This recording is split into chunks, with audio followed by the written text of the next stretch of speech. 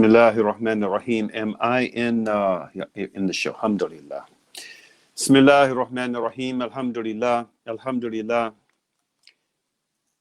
Alhamdulillahi Rabbil Alameen. Ashhadu an la ilaha illallah wahdahu la sharika lah. Wa ashhadu anna Muhammadan abduhu wa rasuluh. Sallallahu alayhi wa sallam. Brothers and sisters in Islam, friends and guests, we want to welcome everyone in South Africa, in the United States, and around the world to this week's edition of A Conversation with Al-Hajj Mauri Saalakhan. I am your host, coming to you once again from or through the Salam Media platform out of Johannesburg, South Africa. Salam Media is an online portal for humanitarian journalism. We don't just report the news, we advise you on what you can do about it. By the grace of Allah, last week's topic for discussion with two very well-informed brothers with quite a bit of expertise in the field was the epidemic of violence in America's urban centers and what we can do about it. This week, we want to focus a little attention on America's history of crime and punishment, especially as it pertains to the African American community and for the past couple of decades or more on Muslims. This afternoon's, and for South Africa, this evening's conversation will be with my good brother Ibn Bashir. Brother Muhammad Ibn Bashir is a now retired attorney, formerly licensed to practice law in the state of New Jersey. He was born in Elizabeth, New Jersey. He graduated from Howard University School of Communications and completed his education at Howard University's Law School. He specialized in criminal and constitutional law and was a sole practitioner for 28 years. During this time, he represented clients in Colorado, Connecticut, Kentucky, Maryland, New Jersey, New York, Virginia, and Washington, D.C. He has served as a public defender and was co-counsel in the defense of the infamous World Trade Center bombing trial. And we're going to talk a little bit about that during the course of our conversation. As a criminal trial attorney, he had a reputation as a relentless cross-examiner and tenacious advocate. He is the author of a publication, a book by the title of Raw Law, an urban guide to criminal justice. I remember getting that book several years back and really thoroughly enjoying the read. It's a very provocative read. It's a book that was published by Simon & Schuster in 2010. He published, another publication of his is April 4th, Lessons on Living and Dying, published by I Am Publishing in 2018, and his just released new book, America in Blackface, Essays and Criticisms of Black Leadership. Another thought-provoking title. He currently serves as CEO at I Am Publishing based in Maryland and conducts the broadcast of his criminal and constitutional law-based program, the Raw Law Project, featured on the Heritage Sports Radio Network and Facebook under Raw Law. He is the road manager for the hip-hop band Leftists. Muhammad Ibn Bashir is a motivational lecturer, having lectured in high school and college audiences on criminal justice, mass incarceration, terrorism, and the U.S. Constitution. He also tutors young lawyers on trial tactics and bar exam review. He's married and the father of 5 children. He currently resides in Maryland. My brother, welcome to A Conversation with Al-Hajj Mauri Saalakhan. Assalamu alaikum rahmatullahi wa barakatuh, ya habibi. Thank you for having me. Thank you for Salam Media. Again, I'm flattered. I hope I do you justice, because I really do admire your work. MashaAllah. Alhamdulillah. The pleasure is all mine, brother. And speaking on behalf of Salam Media Hours, I'm really, I feel blessed and fortunate to have a brother with your expertise to have a conversation with around these issues that we're going to be discussing this afternoon. And I should note that our brother has another commitment at 3 o'clock. So he's going to have to leave at around 2:50, inshallah ta'ala. And I'm going to wrap it up with some closing thoughts. But without any further ado, question number one to begin this conversation. Machiavelli. Prince, the Prince.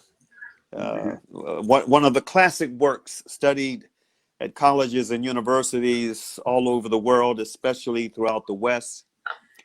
And one of his telling observations, he advised the princes, the rulers of his day, on how they could best wage war. And he said that there were two ways of waging war. One is with arms, and the other with law.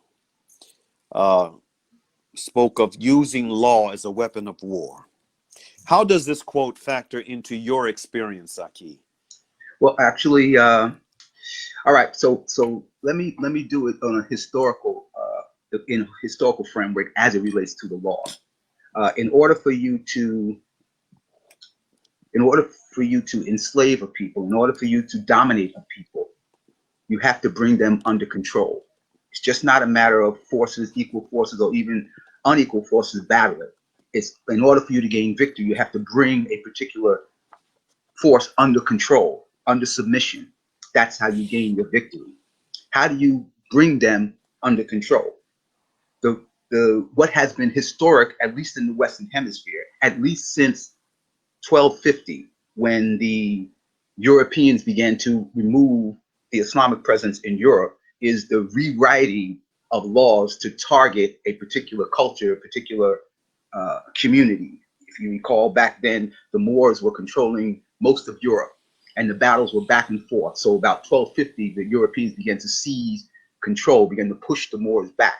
And so therefore, if you were what they considered to be a black or Moor, then as they began to push you out, they also began to say you can stay, but the new rule is you have to convert. If you were a Jew, you had to convert. So it began to become part and parcel of the law, of the doctrine, to be able to say, this is part of how we are going to control. So we control by virtue of, even though we may get the victory on the battlefield, the victory on the battlefield doesn't always translate into control. Control translates into establishing systems and then having the ability to articulate it and to enforce it by way of law. Now let's jettison out of Europe over here to the continental United States. The most important document that we talk about in America is the United States Constitution. It's considered to be the supreme law of the land. What it is, frankly, is a mechanism of control. And it's a mechanism of control if it's the old Malcolm expression that if you are black and you're not thinking black at this late date, I feel sorry for you. Well, I want everybody to look at it as control over those people who the culture feels needs to be controlled. Because again, what they do with the law is they target an area in the law that they believe can control the people and benefit the oligarchs, benefit the people in power. And it becomes pretty simple when you look at it like that. So for example, if you were an indentured servant, white European indentured servant, and you were a black indentured, somebody who was either converted to slavery or you became a slave once you were brought here, all right? The rules had to be, we have to control this. And so therefore laws, direct laws, were instituted to separate those two groups. Direct laws were instituted to put one group in charge of another group. The direct laws were put in to define particular groups and what they could do. This is what the concept of white supremacy began to institute. You place one group at the top, and then everybody falls within a category up underneath it, as long as there's a bottom level category. And that's why you see the concept of chattel enslavement, because there had to be a bottom level class that you could say they have, as they said in Dred Scott, you have no right that a white man is bound to respect. So they institute law as a way of controlling the people.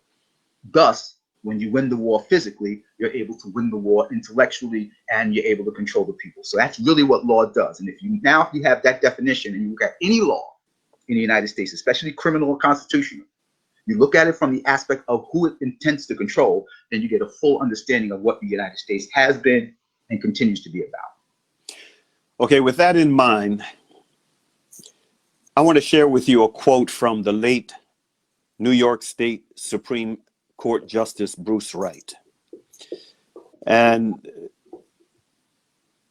you give me your thoughts on this quote as it pertains to the African American community today. He said, quote, "For those of the inner city, as our dark enclaves are so euphemistically called, the judges are the assembly line feeders of the prison system. Those in the system, whether prisoners, jailers, or judges, who dare to speak of rehabilitation are regarded as wild-eyed speculators about the human spirit. They are accused of having more concern for the criminal than for the victims of crime. This abandonment of concepts of rehabilitation leads to society's preoccupation only with custody. This results in the warehousing of offenders. The mean neighborhoods from which they come are neighborhoods transferred into prisons." End quote. That's from Justice Bruce Wright. Yeah, I know the quote because I know the man. I had the opportunity to meet the man when I was practicing. Giant. They used to call him Cut 'em Loose Bruce up in New York. Yes, they did. But a giant. He was, in fact, a sidebar. He was the one who inspired raw law. Having read his book, Black Robes, White Justice. Black Robes, White Justice inspired me to write, because the anger that was building inside of me over what I was now seeing, the idealistic young man coming out of law school thinking he could change the system, what I was seeing, he articulated in that book. And so to get the anger off of me, I wrote Raw Law. In any event, let's go back to the definition that I gave you and the definition that he gave you. And the common theme about that is the control. All right. See, because what we have been taught in the culture is that lofty language, the ideal, must be what America is about. We hold these truths to be self-evident, that all men are created equal. Lofty ideal, that they are endowed by their creator with certain inalienable rights. Lofty ideal that among these rights are life, liberty, and the pursuit of happiness. When we hear that about America, we think, wow, how lofty is that as an ideal?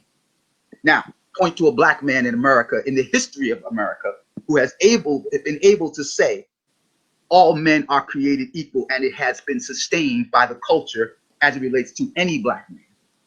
That where the culture thought him as being him or her as being equal, because the very first people who wrote that were writing that and eliminating black people as part of that consideration. This is what the judge is referring to. He's talking about the issue that these people who come across and say rehabilitation should matter, they're talking from a moral and a realistic standpoint of what's going on the ground, that people can be rehabilitated, that people can have a moral center, that the culture should have a moral center. But the people who deal with the ideal say, look, that's just an ideal. We want control, because if we give up the control, we give up the power. We won the war, so we need the control. We don't need egalitarianism. We don't need morality as the basis of our functioning. And that therein lies the dynamic that you have if you are an African American. See, you are locked into a reality where your morality steps forward each and every day. This is why you can create a Dr. Martin Luther King Jr. This is why you can create a Malcolm X. They're always talking from a moral paradigm. There's an old quote by one of your favorite people, Jamil Abdullah Al-Amin, when he was H. Rap Brown. He was talking about nationalism. He said that the Chinese should think of nationalism, the Puerto Ricans should think of nationalism, the black man should think of nationalism. He said the white man, then he paused and he said, well, he should be more humane. And therein lies your dynamic. The question that is always going to exist in America is, are we a moral culture or are we a structured culture? And can structure and morality come together? We, as a community, that is the people who actually need the culture to change toward a moral stance, are the people who are saying rehabilitation works. Defund the police and turn certain aspects over to the community for the community to be able to come out with their doctors, their social workers, their psychologists to be able to handle many of the tasks that are now being thrown at the feet of those people who only are there for purposes of control. Policing in America, military in America are only in the position to be the enforcement arm of the other systems. And I say enforcement, I don't mean rehabilitation. Has nothing to do with policing. Protect and serve has nothing to do with policing. It's just a slogan. They are there as the enforcement arm of other systems that benefit from their enforcement. The culture has to learn how to benefit from the morality of people working together to help other people. Rehab, things like that are part of the moral dynamic, but it's not part of the control dynamic.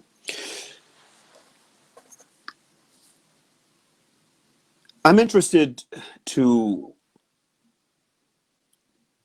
hear your perspective, for you to share some of your perspective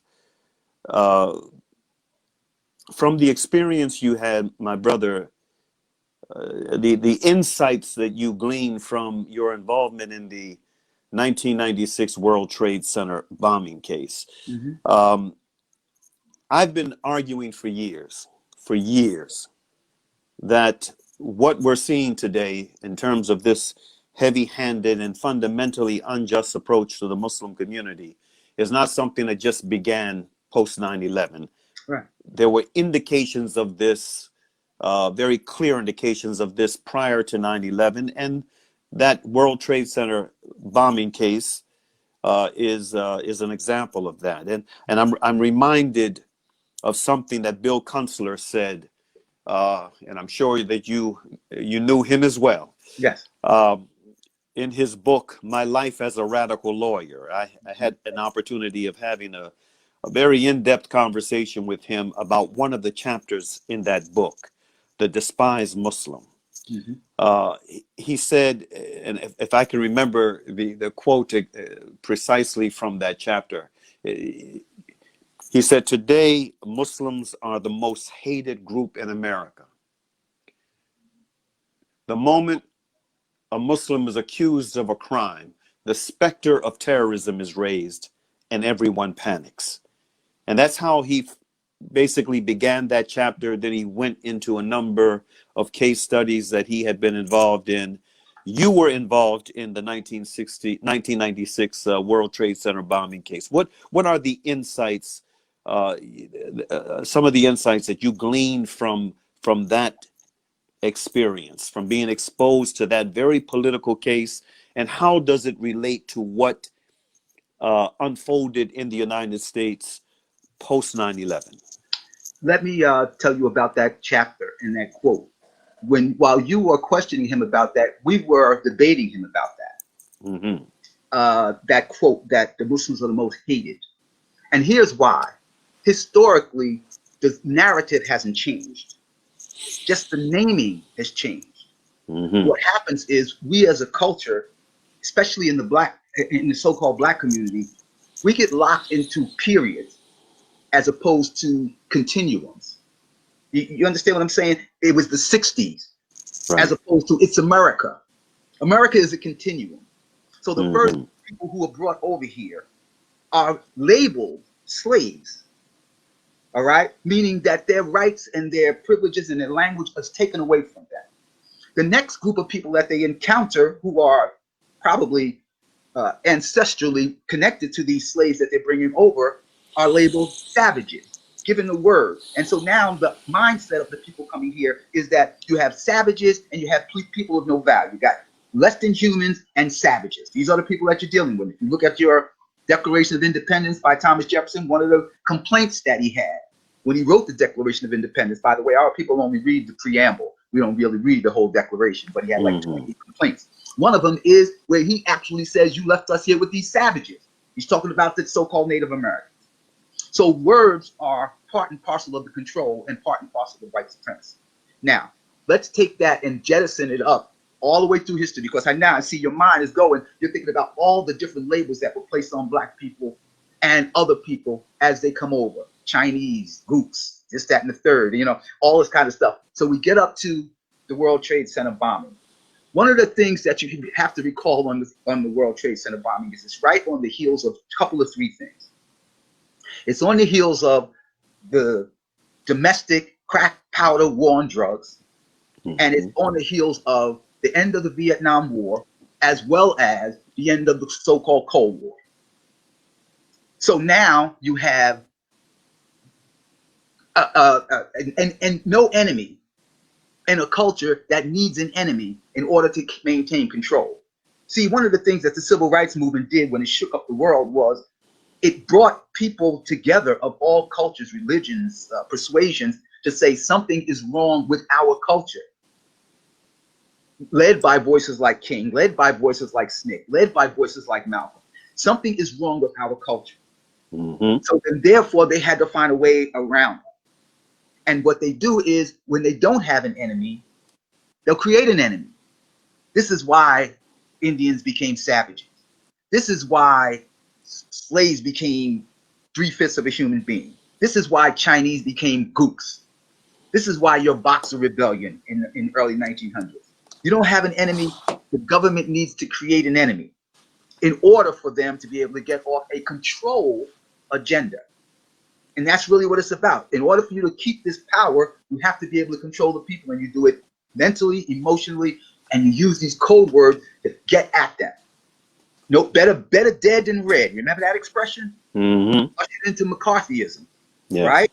Yes. All right. This is the kind of stuff that they do, period after period. So when they are messing in Afghanistan, this place they really belong, with this Mujahideen or whatever it is that later becomes something called Al-Qaeda or something like that, they are really looking for an enemy.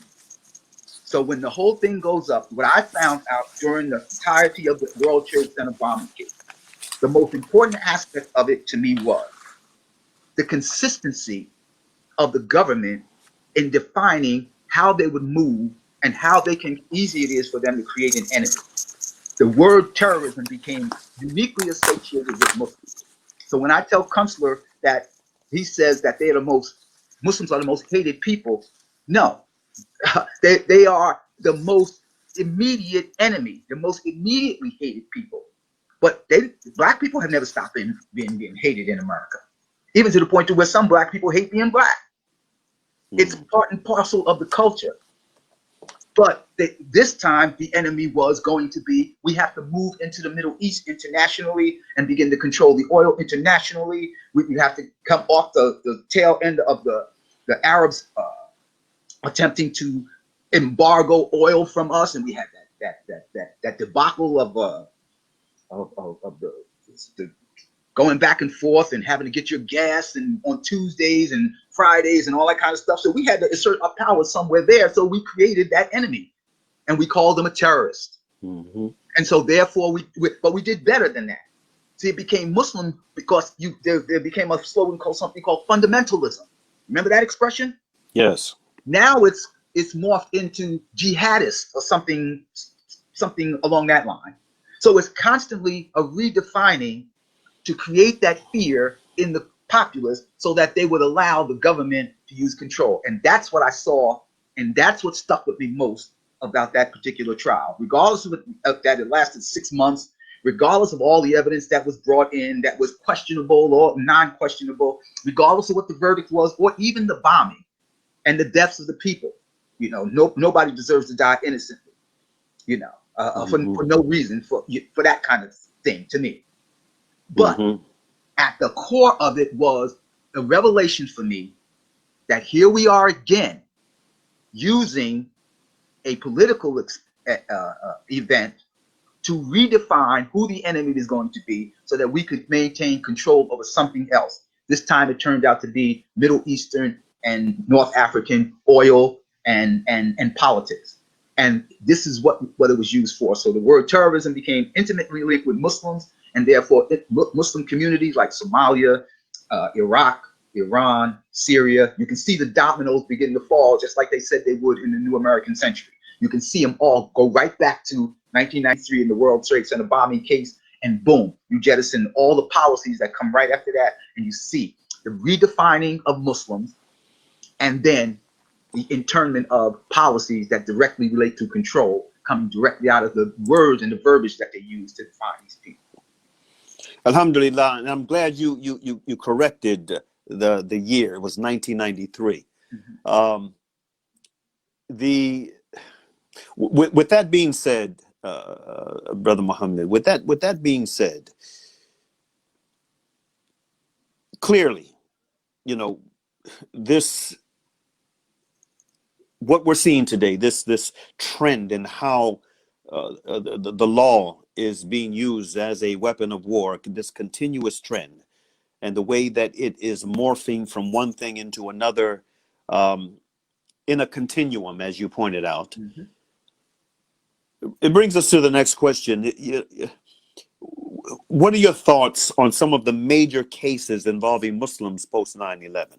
And in fact, Imam Jamil's case, he's one of the cases I want to reference. His actually took place before 9/11. His was in March of 2000. That's when his case began. But he had been targeted for a number of years in different ways, leading up to that tragedy on the west end of Atlanta in March of 2000. So, but these major cases involving Muslims, Imam Jamil, Abdullah, Al-Amin, Dr. Aafia Siddiqui, the sister who came from Pakistan when she was just an 18-year-old, graduating with honors from MIT and Brandeis, and then being labeled as as someone suspected of having ties to Al-Qaeda, and being targeted after she left the United States and went back home for a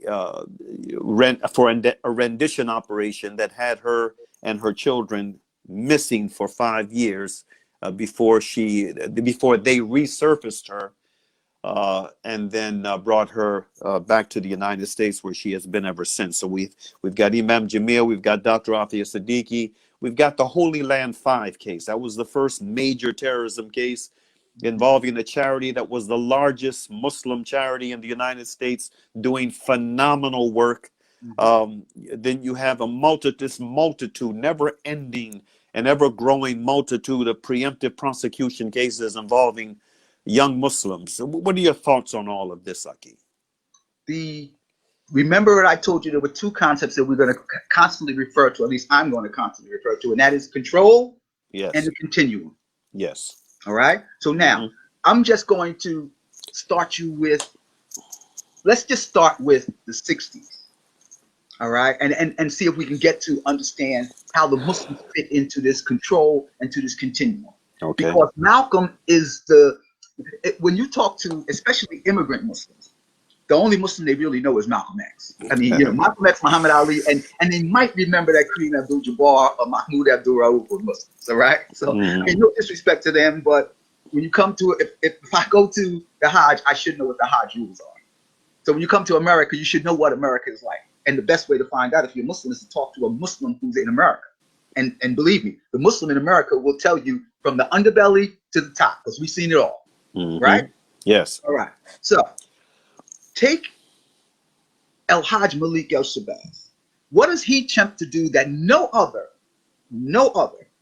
American tried to do before his time? Now, I'm not talking about Robeson going to the UN with William Patterson to charge genocide. I'm talking about trying to unite Africa, that is Muslim Africa, Black Africa, with Muslim America, Black America. Bring the two together, right? But why? because there's a concept that exists that has never been defeated. Even though they've been pushed out and beaten down, every time you push it down somewhere, because Allah's decree is what? He will make it rise up above. No matter where, no matter you push it down somewhere, Allah raises up the Muslim someplace else. And sometimes he raises up the Muslim who will be better than the Muslim that came before it. Right. So now, in order for you to control in the early 1200s, in order for you to control the people, you had to what? Suppress Islam. So one of the things that they began to do in their doctrine, in their laws, would say that you could be free if you converted to Catholicism or if you converted to Protestantism. But you had to convert, you had to declare yourself a Christian in order to do that. Same thing here, 1963. The same people who you're trying to convert in 1200 are the people who are now resurfacing here in America. They are now coming in by virtue of the Civil Rights Movement. They're coming from around the world. That Immigration Act that comes in, that opens the door to many of the Muslims who are here now. When I was a kid, there were very few. There was a place called New York called the World Habitat. And you could, I mean, I don't think people really were trying to get into America, but they couldn't. You had to have money, you had to have family, you had to have a whole bunch of other things. But now, almost any person can come in. I mean, you had to come from Lebanon and change your name from Dawood to Danny, something like that. Yeah. Look, I'm telling you what I observed. Yeah. But when you get here and you begin to deal with the cases, look and see what the cases are attempting to do politically. And remember the continuum and the control. These cases are all based on something commonly referred to as terrorism. And they always, in order for it to be terrorist, they have to link it to a foreign occupation, a foreign doctrine. You can't have, there's nothing in the statute called domestic terrorism, even though we constantly discuss it. We don't know why they don't charge these guys who shoot up churches and the guys who come out with AK-47s and shoot down 50 people and 50 little kids in a school. They're not charged as domestic terrorists because there's no such thing as a domestic terrorist. It has to be connected to some foreign entity. Look and see where the foreign entities are. You're talking about places like things like Al-Qaeda, Al-Nusra, ISIS, all mysteriously linked to UN policy or UN dollars, US dollars. So you get to create the fire and then show up with the fire hydrant. So when you look back, like the couple of brothers in New York, right? They come out, they're new Muslims, etc. And a guy saying we need to get these Jews, and we're gonna burn down their masjid. Here, I'll give you a couple $100 if you come with me. He turns out to be an FBI agent. The headlines read, "Terrorists plot to burn," right?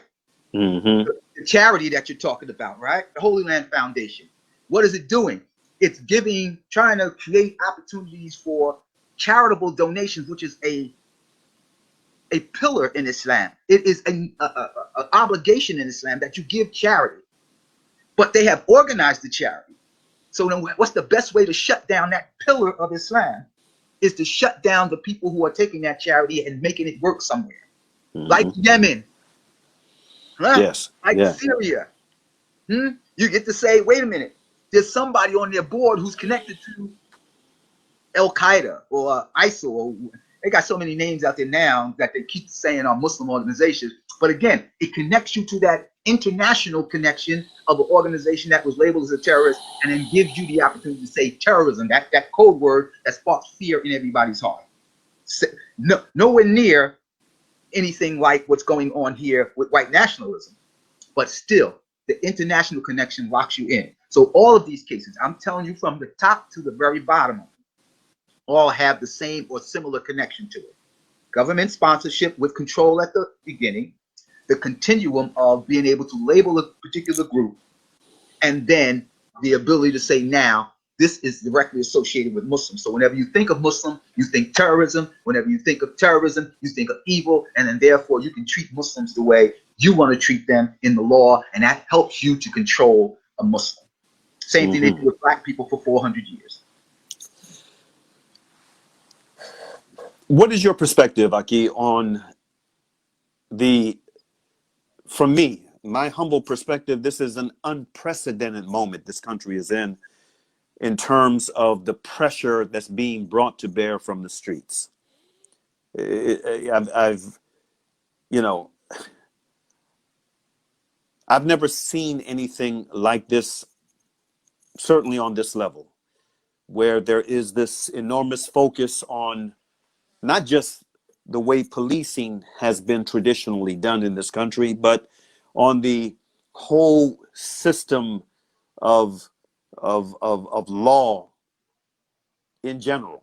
There's just this enormous focus and this enormous pressure coming from the streets and coming from one of the most diverse uprisings of folk throughout the country that I've ever seen. But it is all rooted in this Black Lives Matter principle, which is a principle. This is a movement that predates the organization by this name.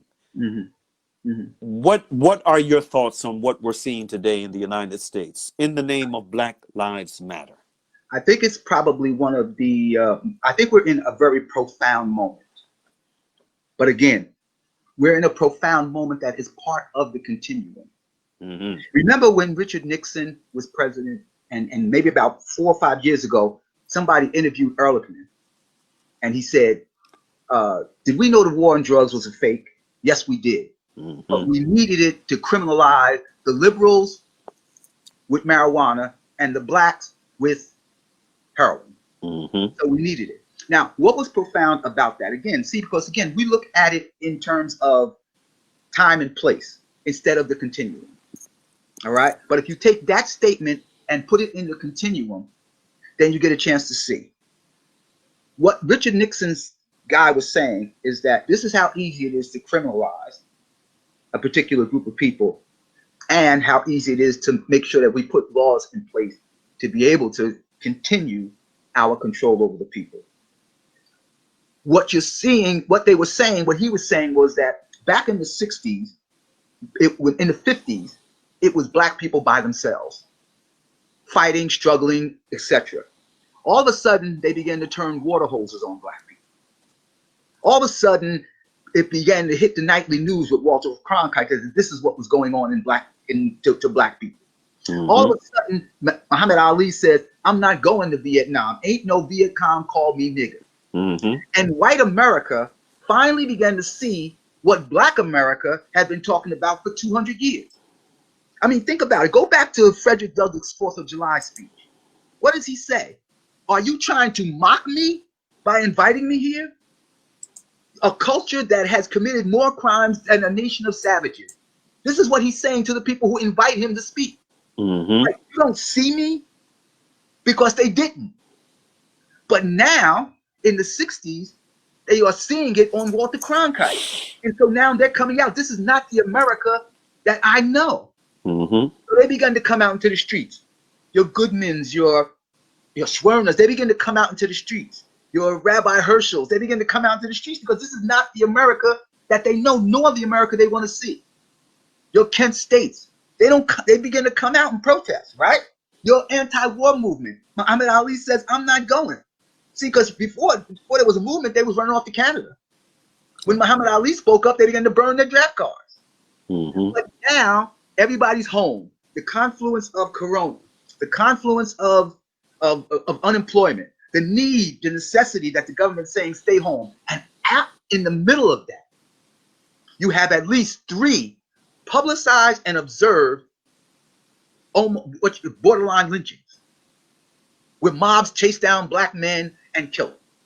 Arbery in Georgia, Floyd in Minnesota, right? And then there's another brother who was shot down, I think, in Georgia as well, running from a guy with a taser in his hand or something. Right. You get to see it. The people are literally home watching it again, and they're thinking with Obama that we have gotten past racism, even though Trump might be the epitome of white nationalism.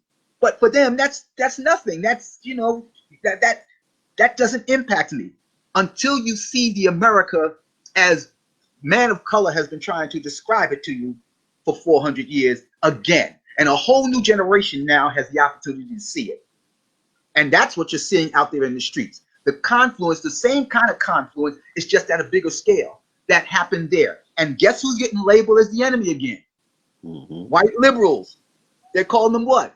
Antifa, anarchists, right? They're calling lock arm moms in Portland, Oregon, where there's only 6% black population. They got more black people on the basketball team, the Portland Trailblazers, than they do in the whole city of Portland. But the white moms are locking arms because that's not the America that they were brought up, raised, and taught about. Where the government just knocks down 75-year-old white men on the street for protesting, for peacefully protesting, throws little white girls down on the street and smashes their skull because she's standing with black people, runs people off with horses and tear gas at the White House so that the president can take a picture. That's not the America that they grew up learning about. And they don't want to see their America destroyed. Their America. No, that's not America. I literally was in a conversation with a lawyer. He on Facebook, and he's like, when he saw what was going on in Portland, he said, "This is not America." And I had to say, sadly, it's the America that I've seen for 400 years. What are you talking about? It just means that now this confluence hopefully will continue, because if you look at Portland, if Portland is the test case of what the people are doing, it says that still the vast majority of them are so-called white American protesting and still shouting out Black Lives Matter, trying to get the point across that these people have, I can see why they're complaining. I can see why black people have a complaint. And I'm for correcting this injustice in all the systems. Because again, if you look at that case, just that case alone, you got police brutality, you got deliberate indifference to the public and the media, you got misleading information from the various branches of government, executive, legislative, and the judicial, on what to do with that particular case. You got a guy with a $20 bill. It demonstrates control versus morality. Who gets killed over a $20 bill? This is what people are seeing. They're seeing every aspect of their system being challenged, especially the thing that they hold most dear in this culture, other than the Bible, which is the Constitution, the right to peacefully protest. And they're like, no, you can't beat me up for protesting. This is America. And so that's what they're seeing. And Black Lives Matter as a slogan is starting to resonate, because again, people are starting to say, wait a minute, maybe these people are right. Maybe their lives just don't matter to this particular government. And so I have to, if I say I'm an American, if I say I stand for justice, if I say I believe in right in opposition to wrong, I have to stand in order to defend America, let alone defending black people. And this is what you're seeing. This is what you saw historically with John Brown. This is what you saw historically with Quakers. This is what you saw historically with the civil rights movement. And this is what you're seeing historically now. You're just seeing a whole new generation that's a little bit more fired up, and they're going to be labeled as the enemy too. And hopefully they're ready for the backlash, because it's coming. And I guess you can see them sending federal agents into various communities. But didn't they send federal agents on the border in 2018 to do the exact same thing they're doing now? You know, they labeled them the enemy. Remember, the caravan is coming, it's invading our country. Yes, yes. To stroke that level of fear. They were invaders, a new word to use to describe Latins trying to seek asylum from the torture and the drug wars that are going on in their country that were precipitated by NAFTA and the United States foreign policy. They were labeled as invaders, a new word to give the world like, oh my God, invaders. What does that mean? Remember back in, you're probably old enough to remember, historically, I wasn't old enough to see it, but War of the Worlds was blasted on the radio. Orson Welles, and he gets up and he starts talking about an invasion from outer space. And literally, people began to jump out of windows believing that they were being invaded from outer space because of the believability of his statement. That's the fear that's what's inside of them that shows you how easily they respond to a fear. And every government agency and every government operative has learned to stroke that fear in an effort to move their agenda forward. And so I hope and I pray that these people understand that it's bigger than just your protest. It's about the breaking down the continuity and then moving forward collectively. You know, so if they're just there to protect their constitution, which is what I argue as relates to John Brown, he wasn't there for a revolution for black people. He was there to free slaves because he was anti-slavery. But if the slaves wanted to have revolution and fight for their freedom, that wasn't his goal. You know, he said it in his own speech at his trial. His goal wasn't to see violence. His goal was to just free some slaves and get them up into Canada. And therein lies part of our dilemma. If we see Black Lives Matter as liberation, and another culture joins us as Black Lives Matter to defend the Constitution and to defend the culture, can there be a confluence to where the defense of the Constitution and the liberation of the people come together to create a movement that leads to more and better justice in the culture? Final question, Akeem. Accountability is a two-way street. As we strive to hold the engineers and functionaries of an oppressive system accountable, we must also hold ourselves accountable. In your opinion, what are some of the most important things within our power to control that we should be doing? Okay.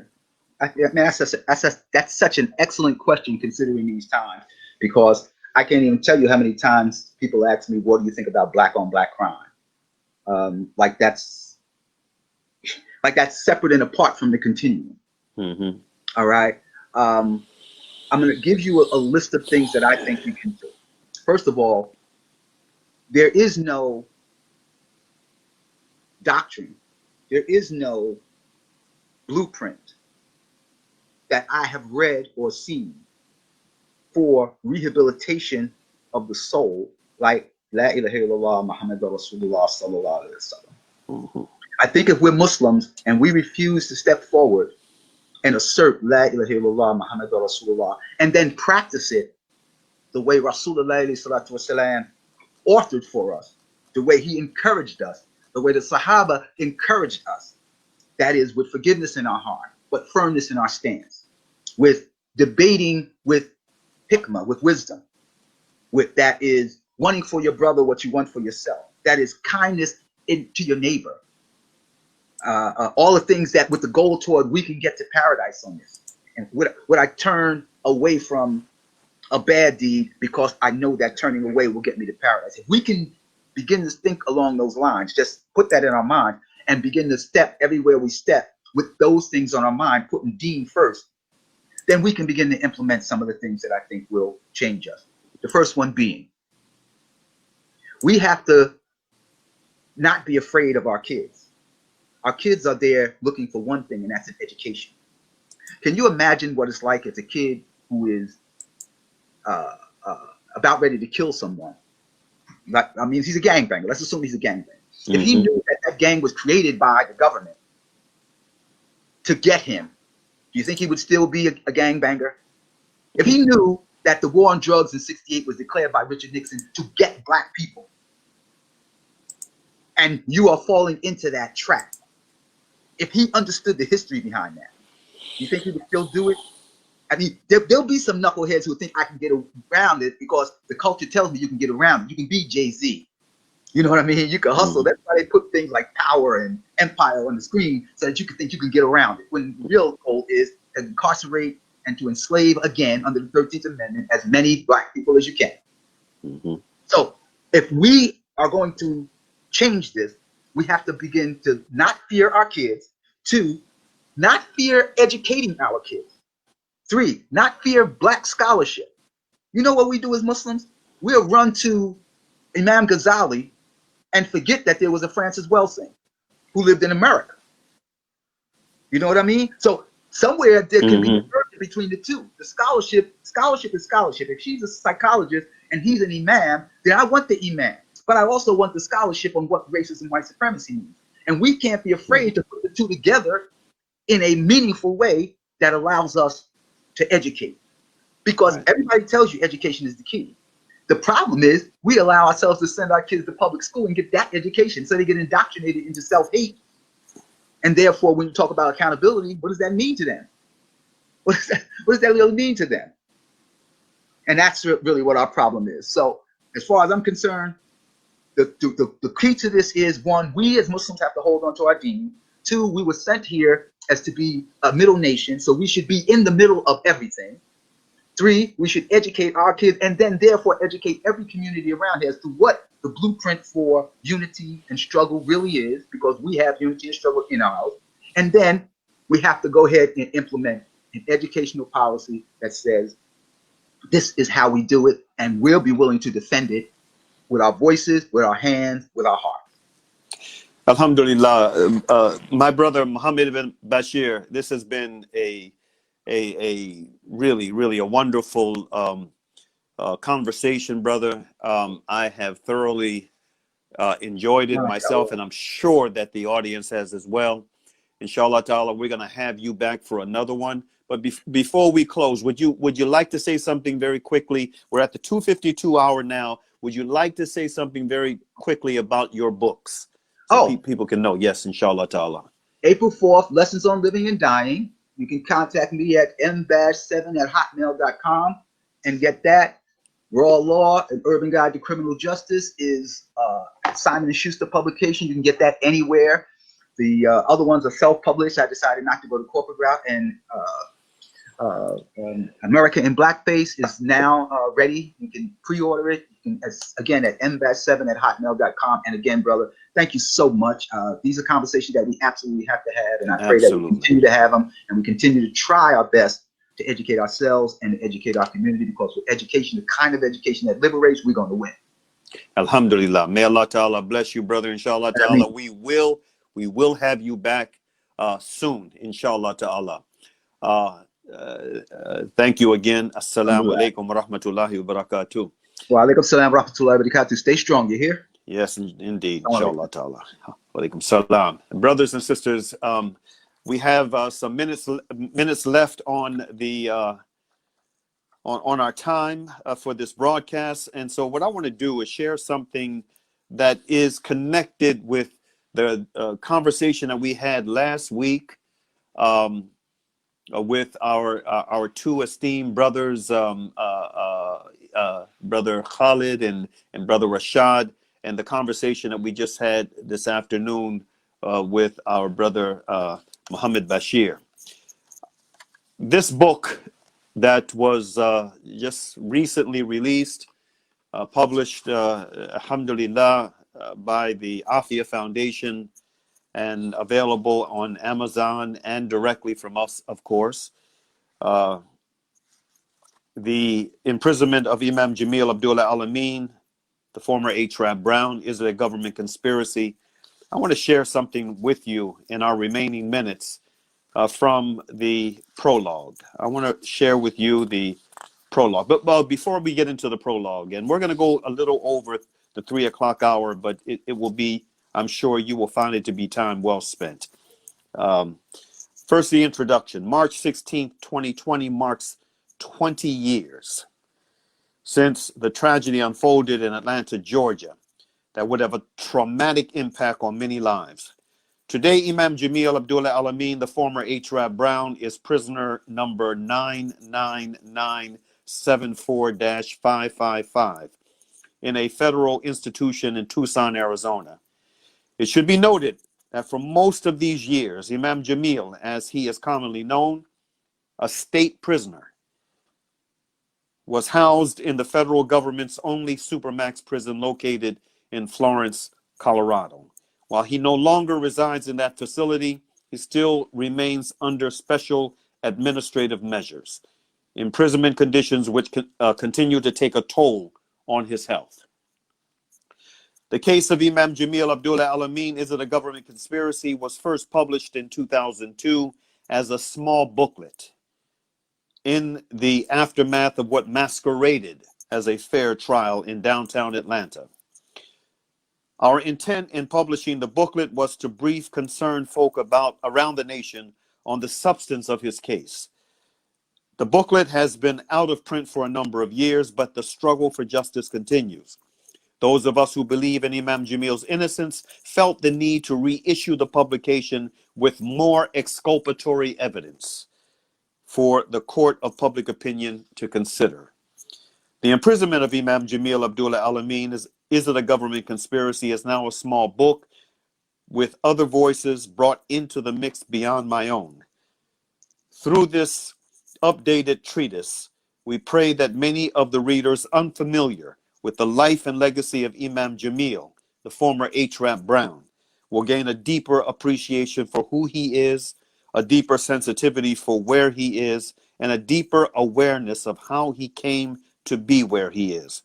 After that, let your own conscience be your guide. Now, this was my introduction to this book. What I want to do now is just share the prologue. Just share the prologue of the book, which is actually taken from another book authored by Imam Jamil Al-Amin before some years before his wrongful imprisonment, a book entitled Revolution by the Book.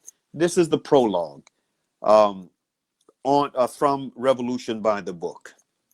And this prologue was authored by, I believe it was authored by my brother Mario Abdul Salam Ahmed.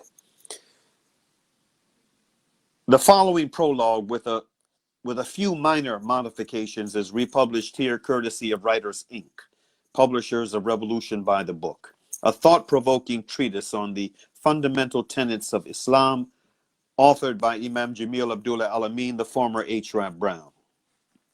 In the late 1960s, he was known as H. Rap Brown, chairman of the Student Nonviolent Coordinating Committee.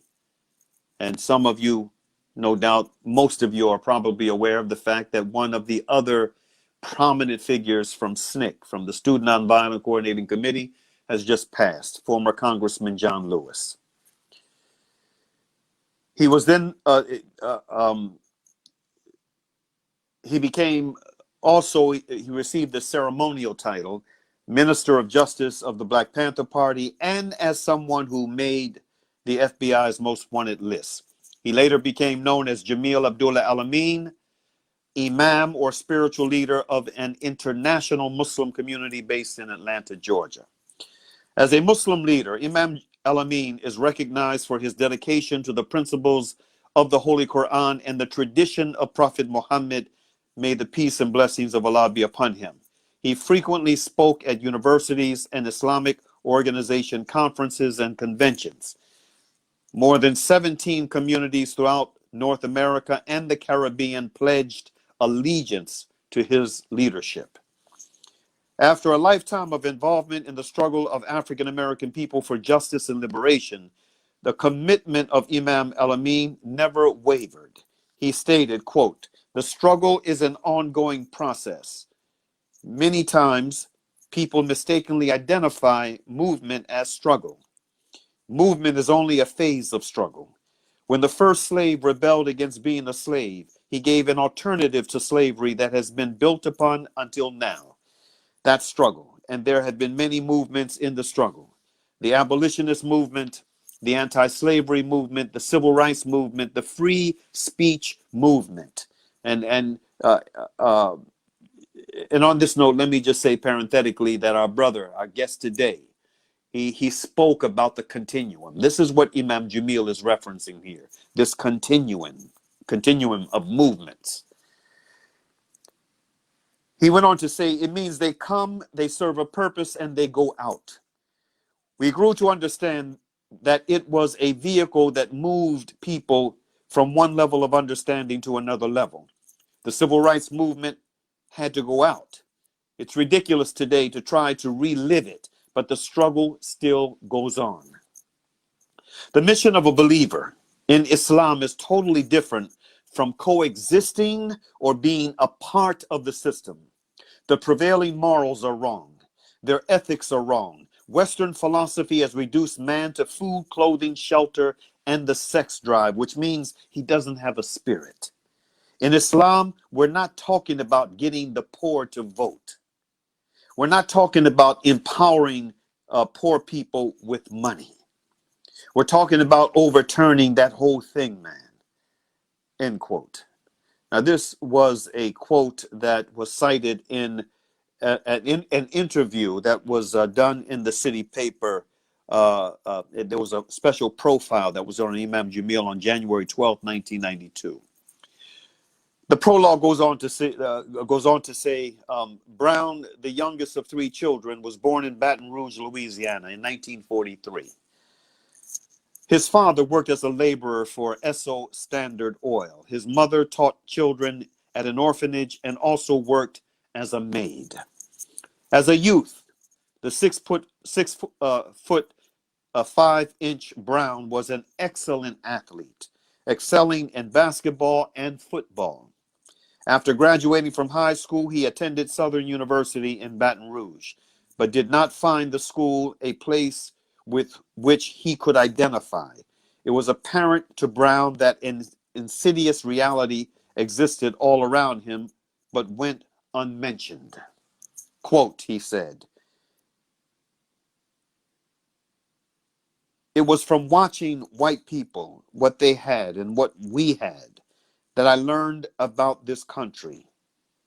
He wrote in his part autobiography, part political handbook, Die Nigger Die. He went on to say, quote, "I lived near Louisiana State University and I could see this big, fine school with modern buildings, and it was for whites. Then there was Southern University, which was about to fall in, and that was for the blacks. And when I compared the two, the message that the white man was trying to get across was obvious. Die, nigger, die." Brown states that he knew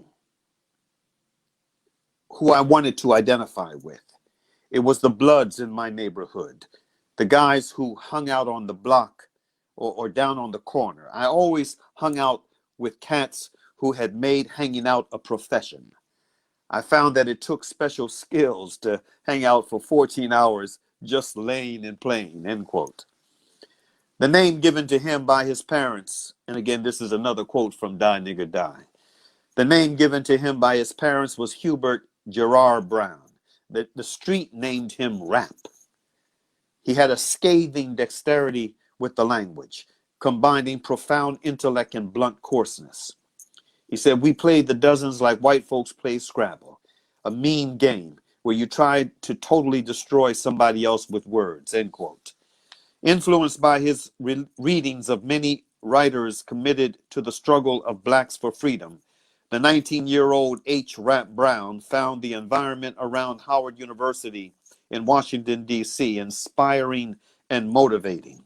He had spent summers there with his older brother, the late Ed Brown, who attended Howard, and by 1964, Brown had moved there and become politically involved in SNCC, the Student Nonviolent Coordinating Committee. SNCC, in the early 1960s, had initiated peaceful protests and demonstrations to accelerate desegregation in the South. In 1964, SNCC promoted the Mississippi Project, in which 800 volunteers helped thousands of blacks register to vote. Under the leadership of Stokely Carmichael, SNCC in 1966 rejected its earlier dissuading whites rejected its earlier policy of nonviolence. It adopted a strong anti-white direction, dissuading whites from participating in the organization and disdaining their support. As chairman of SNCC, Carmichael criticized many of the tactics of the civil rights movement and demanded black power for his people. Brown's boldness and commitment were soon recognized by the SNCC leadership. He was sent by Carmichael into Alabama to organize the state. Wrote Brown of those efforts, quote, "At first, we just spent our time going to meetings and getting to know the people. Up in Greene County, we used to starve like dogs. The house we lived in didn't have running water, and it had newspapers on the walls and the floors," end quote. H. Rap Brown's reputation and influence grew rapidly. He took on the political establishment with fearless verbal assaults that moved and inspired audiences. He helped break the spell which years of slavery and segregation had cast over the African American masses who held white leaders in awe and reverence. In May 1967, at the age of 23, he was elected chairman of SNCC, succeeding Stokely Carmichael. Newsweek magazine described the new chairman as, quote, "a disenchanted ex-poverty worker who affects sunglasses indoors and out, a droopy mustache, a bushy natural coif, and a curdled view of the white world. He preaches armed eye for an eye self-defense for Negroes and packs a 12-gauge cracker gun in his own dusty Plymouth, end quote. A national figure. H. Rap Brown was in great demand as a speaker. In July 1967, he addressed a civil rights rally in Cambridge, Maryland, an eastern shore town of approximately 13,000 people. Brown arrived late, and a crowd had already gathered in the streets of the city's black neighborhood, along with a contingent of police and National Guardsmen. Kind of like what we're seeing today.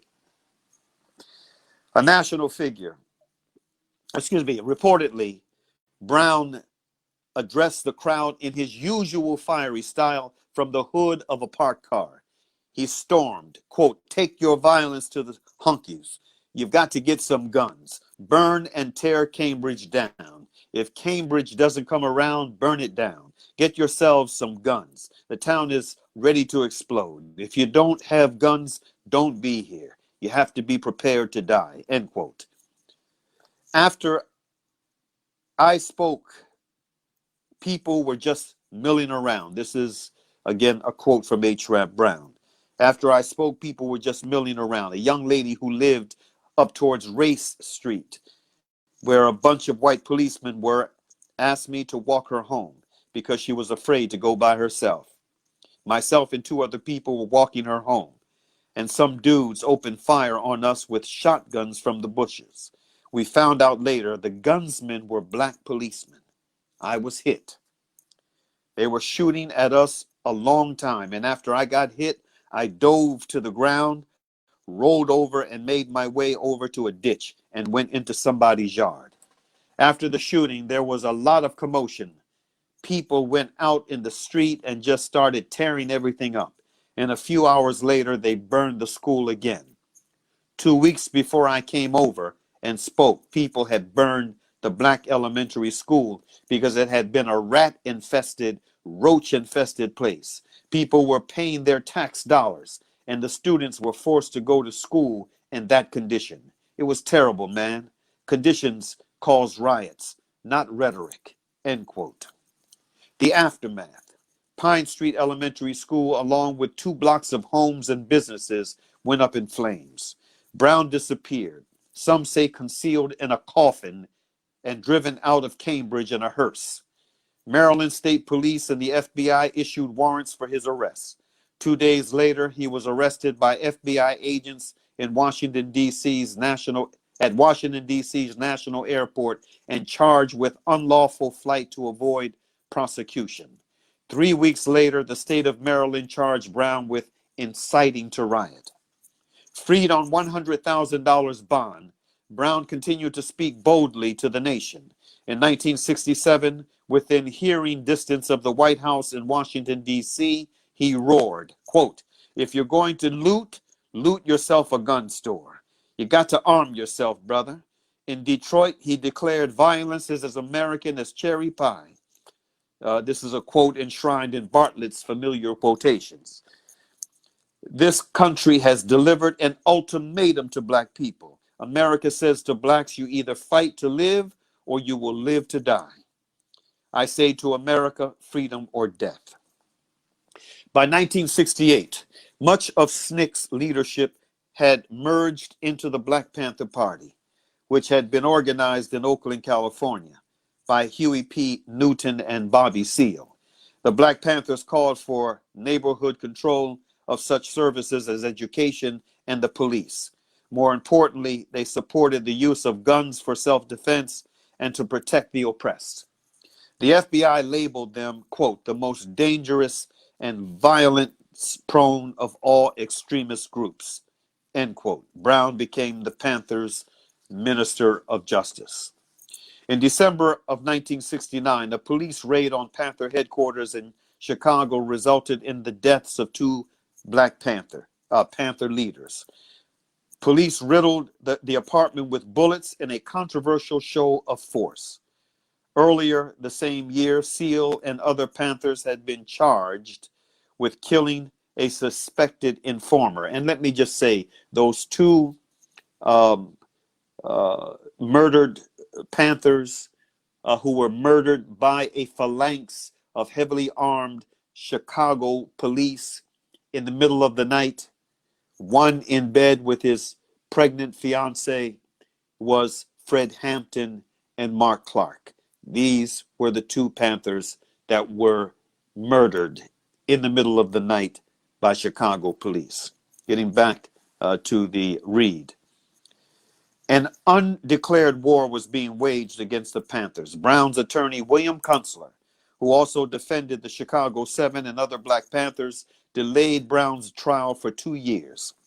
Scheduled to appear on March 10, 1970 for trial, Brown did not appear. That night, two of his associates, Ralph Featherstone and William Payne, were killed when a bomb exploded in their car. At the rescheduled date of his trial, May 4th, 1970, Brown again failed to appear. 2 days later, the FBI listed Brown as one of its most wanted fugitives.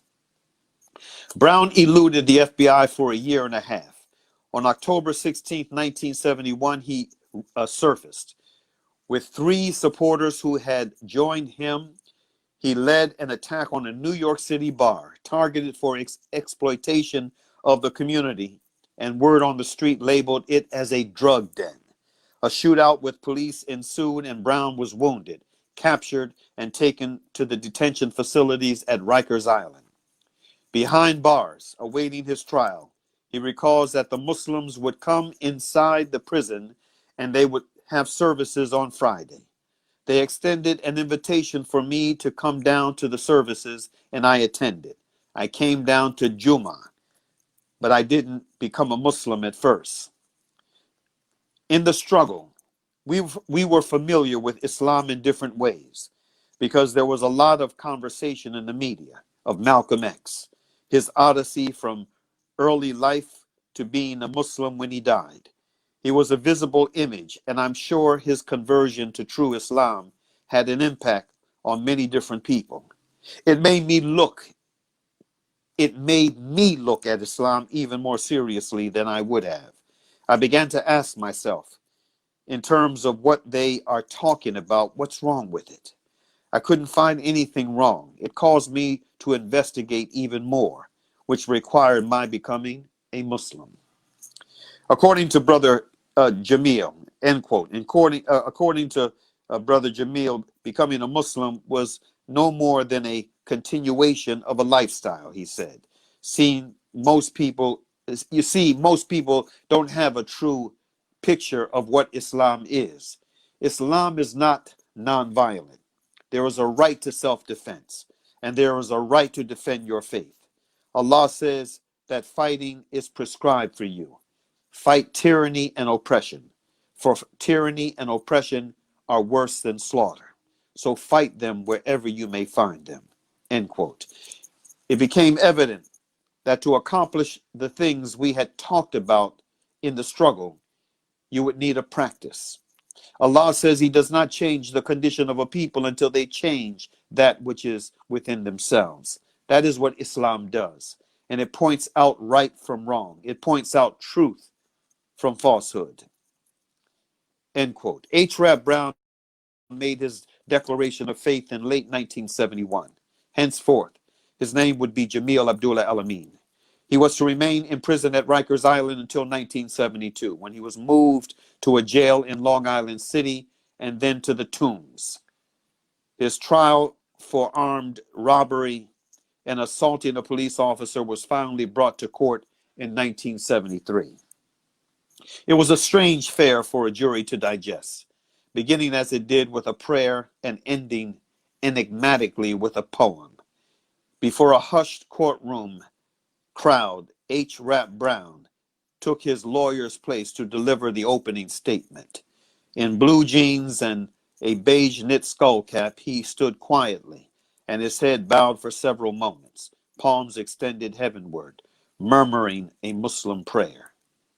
This is a description given to us from Newsweek magazine on February 12, 1973. He was sentenced to 5 to 15 years in Attica State Prison. But after 3 years in various state prisons, Brother Jamil won parole in 1976. His total jail and prison time was 5 years, including 2 years in jail prior to sentencing. He resettled in Atlanta and soon organized a small community of Muslims. With pooled resources of the brothers and sisters, a small house was purchased on the West End Place to serve as the masjid. Brother Jamil was selected as Imam. He had studied intensely, learned Quran and Sunnah, and of course, his leadership qualities were still intact. The Atlanta community would grow to a number around 400 members, with businesses and 2 published lots adjacent to the masjid, with the intent to house a larger masjid, a community center, and an Islamic school. Imam Jamil Al-Amin stresses, however, that, quote, any building is just an edifice. The mosque is built to make prayer. Prayer is the key to the community, not buildings. The Islamic program is built around the making of prayer. And we've been able to establish and maintain the prayer, end quote. Then he went on to say, Allah has allowed me to understand that it is not race or color that is the issue.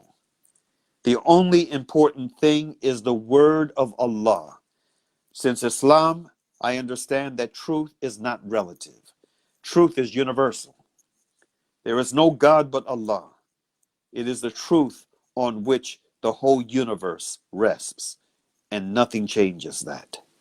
Now, a number of these quotes came from a very special report that was published in the city paper. Brothers and sisters, I wanted to share that with you in conclusion of today's broadcast as a reminder that this very important figure, this very important Muslim, this very important personality within America's modern history of struggle for human rights, for justice for all, for equality, for the things that this country theoretically is supposed to stand for, and what it trumpets around the world as its quote unquote values. This man who challenged, from his days as H. Rap Brown to his embrace of Islam and his transformation into Imam Jamil Abdullah Al-Amin, this man who has championed the cause of truth and the cause of justice for all, the cause of really doing as much as he possibly can to bring about a revolution of values in this experiment called the United States of America. He is still imprisoned. He is a political prisoner, now locked down for over 20 years. And he needs our support. He is one of the symbols of what so many people in the street have been out struggling for, justice for all. He is a symbol of this struggle. And for our Muslim brethren and for our African American brethren, he is our brother.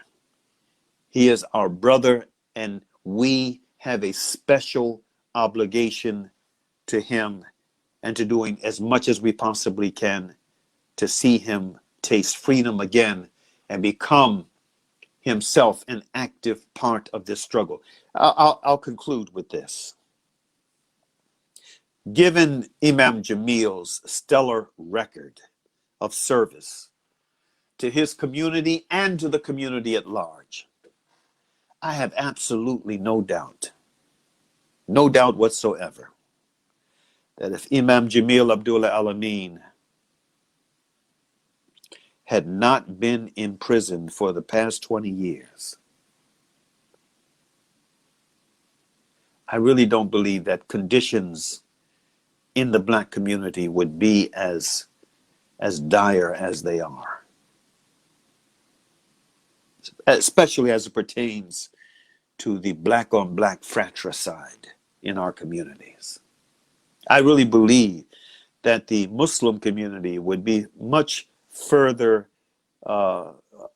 along, much further advanced on the organized front than what it is today if he had not been silenced for the past 20 years. So from a perspective of brotherhood, as well as from a perspective of our needs, our very basic human rights oriented needs during this unique moment that we are in as a nation and as a world. We need to do as much as we possibly can to get this brother back on the streets, back in the community, back with his family where he belongs. And with that said, I want to conclude with a thank you for hanging in with me for this this extra bit of presentation on this Salam Media platform today, and I pray to Allah that it was worth your time. I want to thank the engineers at Salam Media for hanging in with us today, and may Allah subhanahu wa ta'ala bless the efforts of us all. May Allah ta'ala put barakah into everything that we do in His name. May Allah ta'ala purify the work that we're doing and make it fruitful in this life and the next. Peace be unto you. Assalamu alaikum.